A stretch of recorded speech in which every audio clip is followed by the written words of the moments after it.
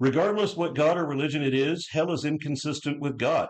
If there was a God, there still wouldn't be a hell, because no God would allow it. If we are to believe what the scriptures say about God being infinitely merciful and just, those two are already in contradiction with each other, and both contradict the description of God as a righteous judge, having wisdom or love or any of that, which contradicts everything required to torture everyone mercilessly, relentlessly, forever and ever over a thought crime.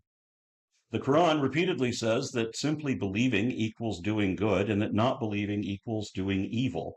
So Islam is just like Christianity in that we are not judged on morality, but on gullibility, because we are judged and damned forever over what or whether we believed. Hell would still be grossly unjust even if we knew God existed, but as you've seen here today, we have not given evidence to compel belief, so hell becomes exponentially worse. No God would want or allow something so petty and vindictive. And such is obviously just an excuse that theologians made up so that those who didn't believe in the impossible promise of a posthumous reward might believe in the threat of a fate worse than death if they don't believe.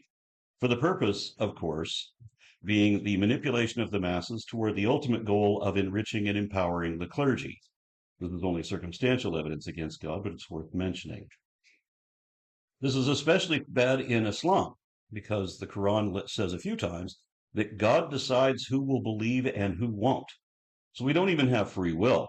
Instead, we submit to God's will, as if we were just his playthings, and he's going to punish us for whatever he forced us to do.